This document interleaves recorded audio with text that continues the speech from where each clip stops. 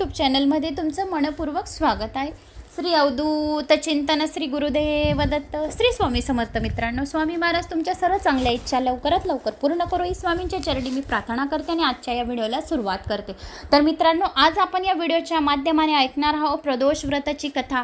प्रदोष व्रत हे खूप चांगले असतो। प्रदोष काळामध्ये ही कथा ऐकायची, नाही तर जेव्हा तुम्हाला वेळ भेटेल तेव्हा ही कथा ऐका। प्रदोषाची व्रतकथा ऐकल्याने आपल्या सर्व इच्छा पूर्ण होतात। तर ही व्रतकथा इतकी महान पुण्यमय आहे। 1000 गायी ब्राह्मणाला दान केल्याचे पुण्य मिळते, 1000 रुद्राभिषेकाचे पुण्य मिळते आणि आपल्याला जे मनामध्ये इच्छिलेले फळ आहे ते आपले सर्व जे पण आहे आपली इच्छा मुलांप्रती नवऱ्यांप्रती बायको जे पण तुमची इच्छा आहे ती इच्छा लवकरात लवकर पूर्ण होते। एवढ्या या अध्यायामध्ये मी सांगितलेलं आहे, मी नाही स्वतः या शिवाने सांगितलेलं आहे। मी तुम्हाला वाचून दाखवणार आहे, फक्त श्रवण तुम्ही करा।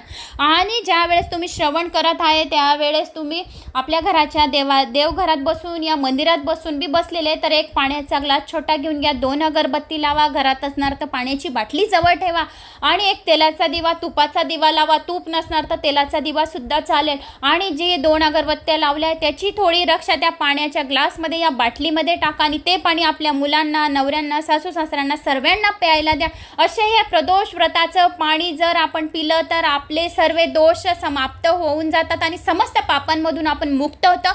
आणि आपली जी हा अध्याय ऐकला म्हणजे आपली जी पुण्यमय आहे ते करोडो गुणा पुण्यमय होतं। तर असं या अध्यायामध्ये पावर आहे। तर आता आपण ऐकणार आहोत प्रदोष व्रताची कथा। हा अध्याय खूप छान आहे, शेवटपर्यंत ऐका। चॅनलला सबस्क्राईब करा, एक लाईक आताच करा आणि कमेंट्समध्ये जय श्री महाकाल, ओम नमः शिवाय आणि जास्तीत जास्त जणांना शेअर पण करा। आता आपण कथेला सुरुवात करूया। श्री गणेशाय नमो नमः। प्रदोष व्रताची कथा। सदाशिव ही 4 अक्षरे जो नेहमी मनोभावे उच्चारतो तो शिवपूजाचे पूजन करीत असतो। जो शिवनामाच्या जपाने शुद्ध झालेला आहे त्याला कोणत्याही प्रायश्चित्ताची गरज नाही। शिवनामाचा महिमा फार अगाध आहे। जो प्रदोष व्रत नेहमी पाळतो त्याला आयुष्यात काहीही कमी पडत नाही। ही गोष्ट त्रिवार सत्य आहे। ज्याला आयुष्य, आरोग्य, सुख संपत्ती आणि दिव्य ज्ञान सहजासहजी आणि भरपूर प्रमाणात हवे असेल तर हे प्रदोष व्रत मनोभावे करावे। हे व्रत केले की त्याचे दारिद्र्य आणि दुःख 6 महिन्याच्या आत नाहीसे होते।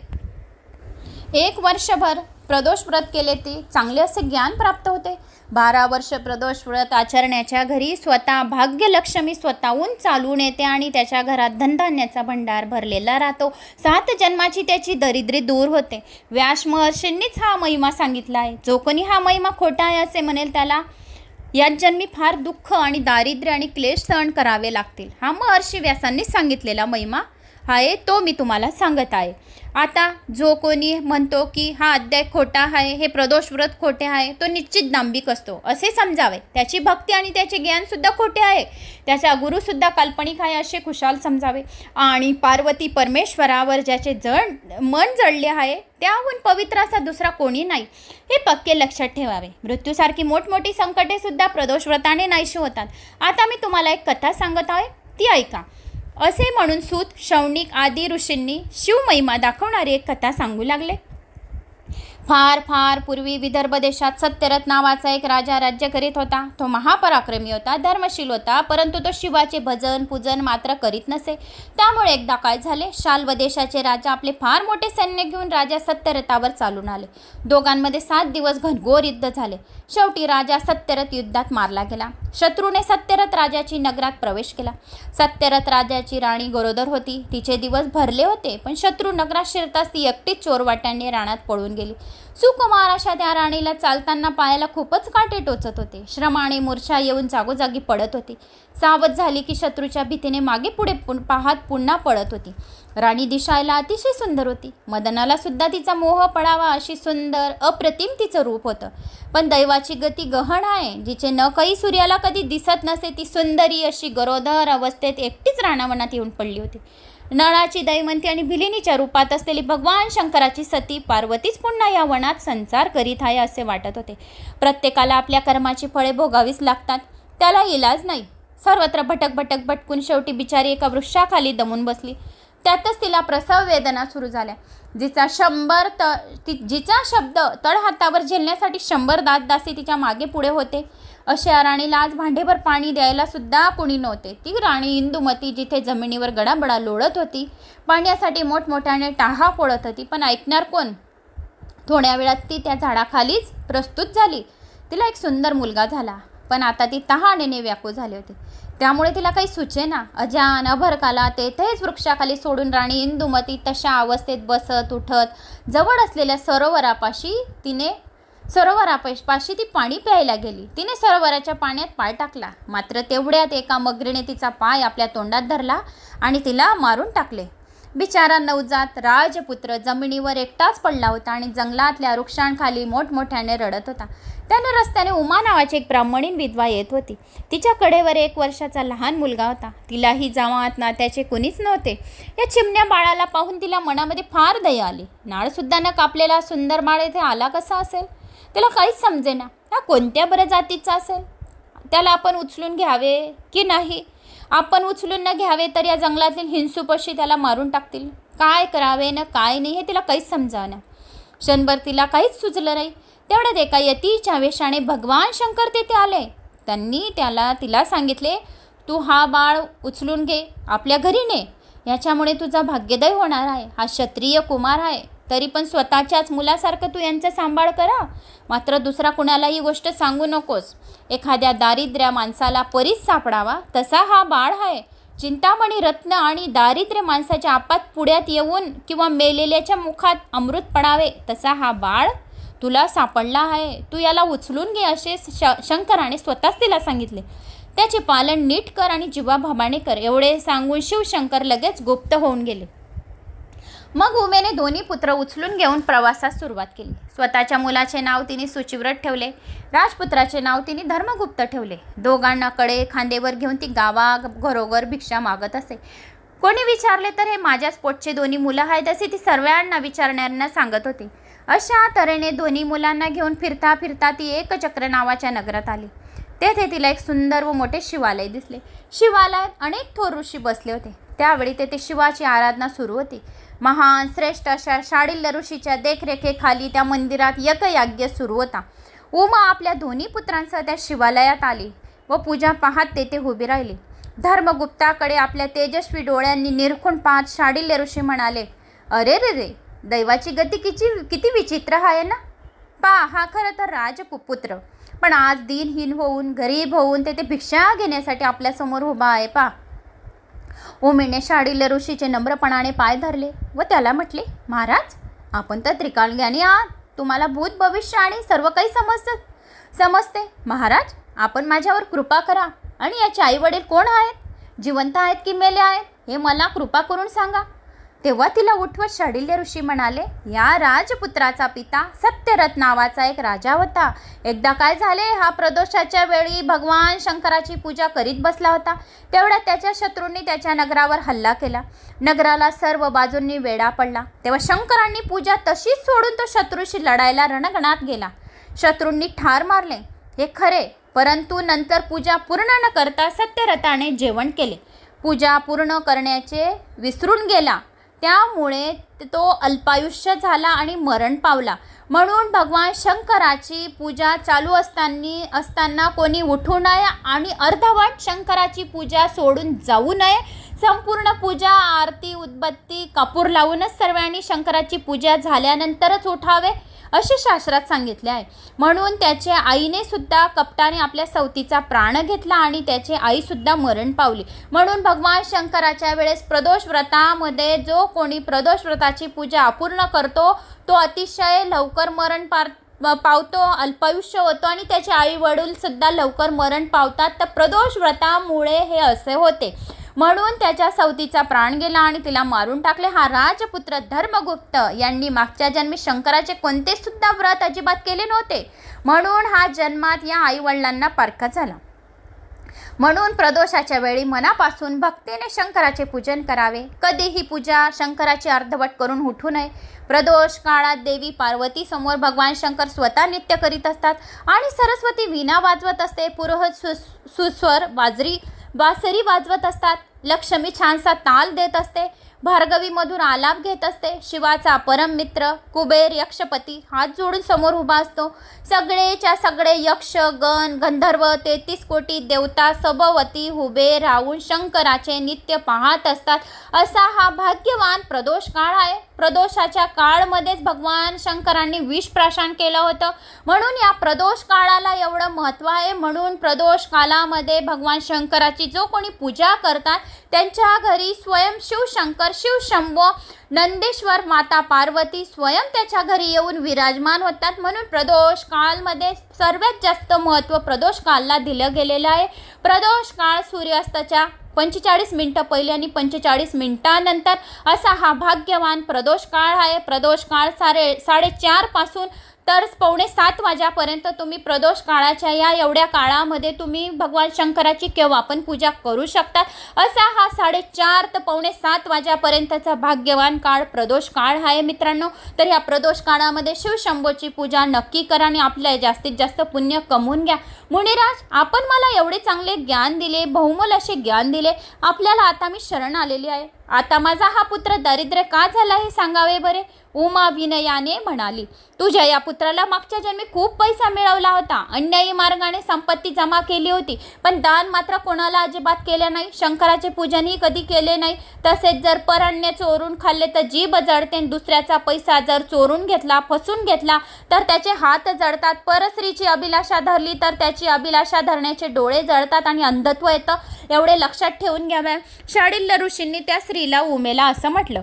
मग उमेने आपले दोन्ही पुत्र आदराने ऋषीच्या पायावर घातले. ऋषींनी त्यांना पंचाक्षर मंत्र ओम नमः शिवाय आणि प्रदोष व्रत करा असे सांगितले. पक्ष प्रदोष, शनी प्रदोष, सोम प्रदोष हे जास्त महत्त्वाचे असतात. त्या त्रयोदशीत काही खाऊ नये, सत्कर्म करावे, शिवचे पूजन करावे. 3 घटका रात्र संपली की अतिशय भक्तिभावाने शंकराची पूजा करावी. प्रथम गाईच्या शेणाने भूमी सारवावी, नंतर त्याने कर्दळी केळीचा छानसा मंडप तयार करावा, त्यास भोवती सुगंध फुलाच्या माळा घालाव्या आणि आपण सुद्धा स्वतः शुभ वस्त्र नेसावे, पांढरे गंध आणि पांढरी सुवासिक फुले घ्यावीत. मग आपल्या समोरशी शंकराचे लिंग स्थापन करावे आणि मनोभावे पार्थिव शिवलिंग करून यथाविधी शंकराचे पूजन करावे. दक्षिण भागाला मूर्तकांची पूजा करावी, उजव्या बाजूला अग्नी असावा. त्याचप्रमाणे गजानन, अष्टमहासिद्धी, अष्टभैरव यांची योग्य प्रकारे मनोभावे पूजा करावी. 8 दिशांचे पूजन करावे. पूजा झाल्यानंतर पवित्र मनाने शिवाचे ध्यान करावे आणि आपल्या मनाच्या इच्छा बोलाव्या. तर तो गौरीनाथ अतिशय मनाने निर्मळ आहे, कोटी चंद्राच्या सूर्यप्रकाशासारखा आहे, तर अतिशय शीतळ आहे. अशा या प्रदोष काळच्या वेळेस जो कोणी शिवशंभूची सदाशिवाची पूजा करतो त्याच्या इच्छा निश्चितच पूर्ण होतात आणि जो कोणी ही कथा ऐकतो तर कथा ऐकणाऱ्याच्या सुद्धा इच्छा पूर्ण होतात. असे सनातन पूर्ण ब्रह्माची पूजा आपण मनोभावे आणि यथासांग केल्याने आपल्या मनातील इच्छित कार्य पूर्ण होतात असे सांगितले उमेला. उमेने समोर ठेवलेला धर्मगुप्त आणि शुचिव्रत या दोघांना ऋषींनी असा उपदेश केला. मग ते दोघंजण काही दिवस एकचक्री नगरातच जाऊन राहिले. दोघांनी 4 महिने प्रदोष व्रताचे मुनींनी सांगितल्याप्रमाणे अगदी मनापासून तसेच केले. शिवपूजेची चोरी करणे तर सर्वात मोठे पाप आहे आणि प्रसाद तीर्थ चोरून घेणे ब्रह्महत्येसारखे पाप आहे. अशा रीतीने ते दोघंजण शुद्ध मनाने भक्तिभावाने प्रदोष व्रत आचरत होते. एकदा ब्राह्मण पुत्र शुचिव्रत असाच एकटा नदीकाठी फिरत असताना रस्त्यातली त्याच्या समोरची दरड एकदम ढासळली आणि त्यातून एक सुवर्ण मोरांनी काठोकाठ भरलेला हंडा त्या दरडीमधून बाहेर पडला. आपल्या घरी तो हंडा शुचिव्रत घेऊन आला. उमेला फार आनंद झाला. शुचिव्रताने आपल्या भाऊ धर्मगुप्ताला आपण आणलेल्या धनाचा अर्धा भाग देऊ केला, पण शुचिव्रत हा मोठा भाऊ असल्याने धर्मगुप्ताने ते धन घेतले नाही. अशा तऱ्हेने भगवान शंकराच्या कृपेने दोघांचे ऐश्वर्य वाढत चालले होते. रोज नियमितपणाने शिवपूजनात रंगून जात होते. एकदा दोघंजण एका वनात विहार करण्यासाठी गेले होते. त्याच वनात गंधर्व कन्या खेळण्यासाठी आल्या होत्या. त्या मुलांच्यात एक मुलगी दिसण्यात अतिशय सुंदर होती. राजपुत्र धर्मगुप्त तिच्याकडे आकर्षित होऊन टक लावून पाहत राहिले होती. धर्मगुप्ता परस्त्रीकडे असे पाहू नको. अशा तरुण स्त्रिया तरुणांचे चित्त हरण करतात, आपल्या मायाचे स्पर्शाने त्याचे शौर्य हरण करून घेतात. अशा स्त्रियांचा सहवास म्हणजे केवळ अनर्थाला कारण आहे. शुचिव्रताने आपल्या धाकट्या भावाला समजावून सांगत म्हटले. पुढे गेल्यानंतर तेथे त्याला गंधर्व राजाची कन्या अशुमती दिसली. तीही एखाद्या अप्सरेसारखी सुंदर होती. अशुमती या सुंदर तरुणांकडे एक टक दृष्टी लावून पाहत होती. तिला तिला एकदम आठवले. तिच्या वडिलांनी महेशाला म्हणजे श्री शंकराला विचारले होते, माझी ही स्वरूप सुंदर आणि परमप्रिय कन्या मी कोणाला देऊ?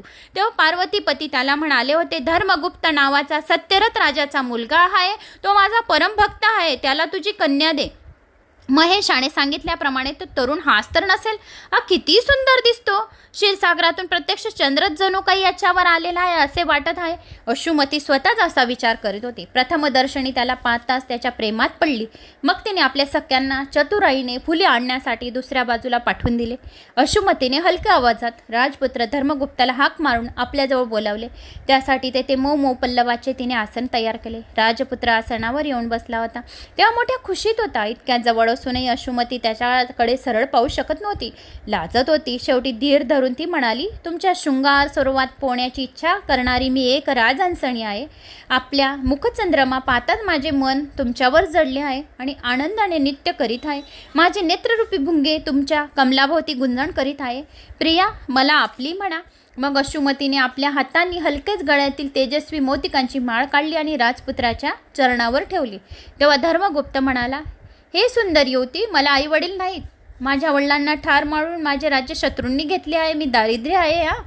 तुझ्या पित्याला मी पसंत पडणार नाही, कारण मी दारिद्र्य आहे. आपण माझ्यावर विश्वास ठेवा आणि आपण 3 दिवसांनी या स्थळी आपल्या दोघांच्या लग्नासाठी यावे. मी माझ्या पित्याला सर्व सांगून येथे लग्नासाठी घेऊन येईल. असे बोलून तेथून अश्रुमती चटकन निघून गेली. धर्मगुप्ताने सर्व हकीकत परत येऊन आपल्या भावाला सांगितले. शांडिल्य ऋषीच्या कृपाचा हा प्रसाद आहे, त्याच्या चटकन लक्षात आले. अशा प्रकारे गुरुचरणावर ज्याची श्रद्धा असते त्याला काहीच कमी पडत नाही. अगदी मृत्यूपासून संकटे सुद्धा त्याचे रक्षण करतो. दोघं भावांनी सर्व हकीकत आपल्या घरी येऊन आपल्या आईवडिलांना सांगितली. आईला सांगितली. गंधर्व कन्या अश्रुमतीने सांगितल्याप्रमाणे तिसऱ्या दिवशी दोघेही पुन्हा त्या वनात गंधर्व राजा सहपरिवारसह लग्नांचे साहित्य घेऊन तेथे आधीच आलेला होता. त्या तरुणांची अधीरतेने वाट पाहत होते. ते दोघे येताच आपल्या सर्व गुण संपन्न असा सुंदर जावई पाहून गंधर्व राजा अतिशय खुश झाला. नंतर त्याने त्यांना आणण्यासाठी पालखी सामोरी पाठवून धर्मगुप्ताच्या आईला उमेला लगेच तेथे बोलावून आणले आणि मग 4 दिवस मोठ्या थाटामाटात धूमधडाक्यात आणि आनंदात विवाह समारंभ साजरा झाला. स्वर्गातील वस्त्रे आणि दागिने त्यांनी सन्मानाने विणीला अर्पण केल्या. 1,00,000 रथ, 10,000 हत्तीने, 1,00,000 सुंदर घोडे, 1,00,000 दासी, रत्नांचे भांडार आणि स्वर्गीय धनुष्यबाण त्याने सेनापतीला त्याच्याबरोबर दिले. उमेला मोठा मान सन्मान देऊन संतुष्ट केले. अश्रुमती आता मोठ्या आनंदाने पतीच्या बरोबर चालली होती. त्याच्याबरोबर मंगलवाद्याचा गजर सुरू होता.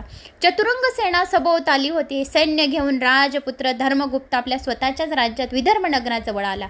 त्यांनी संपूर्ण नगराला वेढा घातला. गंधर्वाचे बळ फार मोठे होते. त्यांनी विदर्भ राजाचा ताबडतोब पाडाव केला. धर्मगुप्ताचे वडील सत्यरथ राजाचा वध करणारे दुर्मशन राजाला त्यांनी धरून आणले, पण धर्मगुप्ताने त्याला मोठ्या दिलदाराने जीवनदान दिले. आता देशोदेशीचे राजे आपल्या प्रजेसह कारभार घेऊन विदर्भ नगरीमध्ये दर्शनाला येऊ लागले. मग एक उत्तम असा मुहूर्त पाहून राजा धर्मगुप्त सिंहासनावर बसला. उमा मातेला आणि आपल्या ज्येष्ठ बंधूला सुचिव्रताला योग्य प्रकारे मान सन्मान देऊन धर्मगुप्ताने पुढे 1000 वर्ष उत्तम प्रकारे राज्य केले. त्याने आपल्या नगरीमध्ये शांडिल्य ऋषींना मोठ्या मानाने बोलावून आणले आणि 100 पदमोहराची गुरुदक्षिणा केली. त्याच्या चरणावर अर्पण केली. अनेक रत्न, अलंकार, वस्त्रही सन्मानाने अर्पण केले. त्याच्या शिवभक्तीमुळे दुःख, शोक, भांडणे, संकट, रोग, वैधव्य, मरण हे सर्व त्याच्या राज्यातून पळाले होते. प्रजा सतत राजाचे गुणवर्णन करीत होती. राजाला ब्राह्मण तृप्ततेने राजाला रोज चांगले चांगले आशीर्वाद देत होते. राज्यात सगळीकडे आनंद भरलेला होता. अश्रुमती ही सुखात होती. 10,000 वर्ष राज्य केल्यानंतर धर्मगुप्ताने उत्तम प्रकारे समाधानाने आपले सूरज नावाच्या मुलाला आपले राज्य देऊन टाकले आणि शंकराची मनापासून प्रार्थना केली. भगवान शंकरांनी त्यासाठी दिव्य विमान पाठवले. शंकराच्या कृपेने धर्मगुप्त राजाला दिव्य देह प्राप्त झाला. आई आणि भाऊ, पत्नी अश्रुमतीसह राजा कैलासाला गेला. तेथे शिवदर्शन होता. सर्वांनी त्यांना साष्टांग नमस्कार घातला. भक्तांच्या कैवारी शंकराने त्यांना उचलून आपल्या हृदयाशी धरले आणि आपल्या जवळच त्यांना अक्षयपद दिले. असे धर्मगुप्तांचे आख्यान जे कोणी नित्यनेमाने वाचतात किंवा ऐकतात त्यांचे सर्व संकट प्रसंगी स्वतः रक्षण शंकर करीत असतो. त्यांच्या मागील सर्व पापांचा नाश करीत असतो. ते जेथे जेथे जातील त्यांना तेथे तेथे विजय मिळतो. त्यांची संतती, संपत्ती, सुख, समृद्धी, यश, कीर्ती, मान सतत होत असते. जो प्रदोष व्रत करतात ना, या प्रदोष व्रत पाळतात, या प्रदोष व्रतात शिवाची पूजा करतात, त्यांना मग मृत्यूचे सुद्धा भय राहत नाही. ज्याच्या घरी शिवलीलामृत हा ग्रंथ असतो, या जो कोणी हा ग्रंथ, हा अध्याय ऐकतो, त्याच्या पाठीशी सदैव शंकर उभा असतो आणि शेवटी त्याला शिवचरणापाशी जागा मिळते. तसा हा ग्रंथ म्हणजे चांगल्या अशा आंब्याचा विशाल वृक्ष आहे मित्रांनो. यातील रसपूर्ण काव्य म्हणजे पाडास असलेले आंबे आहेत. ज्यांना मुखरोग झालेला आहे ना, त्यांनाच हे आंबे आवडणार नाहीत. ज्यांच्या पावन मोक्षदायी अशा शिवचरणावर भाव नसेल त्यांनाच हे आंबे आवडणार नाहीत. सर्वांनी या गोड आंब्याचा आणि अमृताचा मनापासून रसस्वाद घ्यावा व आपले जीवनाचे खरे सार्थक करून घ्यावे, अशी ही प्रदोष व्रताची कथा आहे. तर मित्रांनो, प्रदोष व्रताची कथा इथे समाप्त झाली आहे.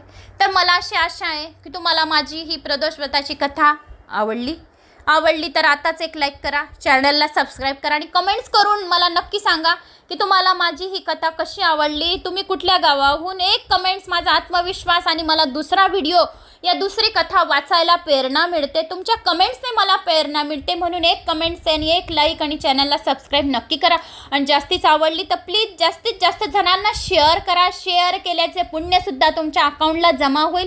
एवढ्या या ग्रंथामध्ये पावर आहे, एवढ्या अध्यायामध्ये पावर आहे. स्वतः शिवशंकर या अध्यायामध्ये सांगितलेले आहे. नुसते ऐकल्याने शिव बोलल्याने सुद्धा आपले 7 जन्माचे पातक नष्ट होते. तर तसे या अमृतांचे तुम्ही रसस्वाद घ्यावा आणि हे अमृतमय जीवन करून घ्यावे, अशी माझी इच्छा आहे. तर एक लाईक, चॅनलला सबस्क्राईब करा. जय श्री महाकाल. ओम नमः शिवाय. श्री स्वामी समर्थ. नाही तर तुमच्या गावाचं नाव नक्की करा. जय श्री महाकाल.